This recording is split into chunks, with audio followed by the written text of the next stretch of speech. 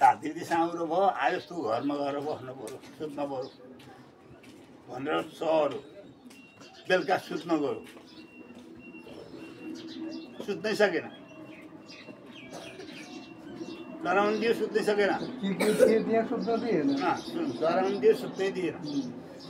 अनि के भयो भन्छु अब आज यत्रो घरमा यो पछि त भयो सुत्न सकिन त्यो झुबुडा गएपछि निन्द्रा लाग्यो त्यहाँ बसेन अनि आडैमा छ झुबुडो भोलिपल्ट गयो सुत्न सकेन पर्सिपल्ट गयो सुत्नै सकेन चरङ्गीमा एउटा हाम्रो सन्दाबाद थिए ती बुढा त्यहाँ आएर सुटपुस गर्नु लागेको छ दिपनगरबाट घरमा केही गरेको होला त्यसै गर्नु नबुझ्यो होला कस्तो ठाउँ हो अब म जानु सक्दिनँ मेरो छोरो छ त्यहाँ अब त्यसले गरिदियो भने गएर तपाईँ सुत्न सक्नुहुन्छ मलाई बोलायो 4 जना मान्छे लिएर गएर वास्तुको पूजा राम्रो गराइदिए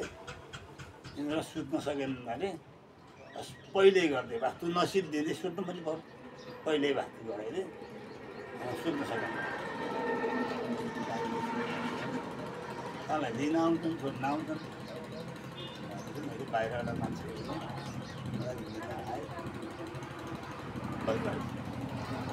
आएँ 7 बजीसम्म सबै चाहिँ नाति किनेर 12 बजी हामी सुत्न सक्नु पऱ्यो अब तिमीहरू ढुक्क भयो केही जातले रातै हल्लन नै आइन्छ आएको त्यस्तो 4-5 दिन अनि भोलिपल्ट त्यही दिन गरेर सुतेँ भोलिपल्ट सुतेँ पर्सिपल्ट सुतेँ 2-3 दिन 4 दिन सुतेँ अनि त्यसपछि यस्तो हुँदो रहेछ विधि पुर्याइदिनु भयो जब बुवा हामीलाई आनन्द भयो सन्तोष त्यही हो यसको मतलब घर सर्ने बेला वास्तु पूजा गरेर सर्न पर्यो वास्तुको पूजा कस्तो सत्य सत्य अब यहाँ यी हाम्रो चरङ्गेमा यही कति लास गाडी अहिले पुरानाले ठाउँ ठाउँमा लास गढेको छ नि यो सृष्टि भनेको के बुझ्छ भने सत्य सकियो त्रेता सकियो द्वापर सकियो कलियुगमा उत्पत्ति भइराखेको छ नासिएको पनि छ उत्पत्ति हुन्छ नासिन्छ यो हुँदै गइराखेको हो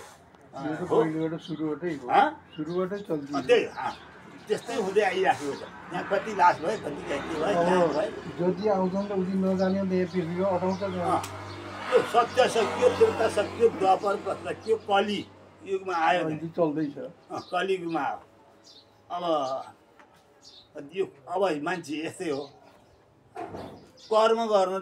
गर्नुपर्छ क्या जसले पनि कर्म गर्ने मान्छेले कर्म गर्नुपर्छ केही हुन्न अब अलिअलि खर्च होला कर्म गर्दा त्यो घर त त्यत्रो बिल्डिङ बनायो एउटा कर्म गर्नु चाहिँ यस्तो वास्तु पूजा गर्न सक्दैन भने त त्यो घरको निर्माण त गर्नुपर्छ क्या बरु क्या बच्चाको निर्माण गर्न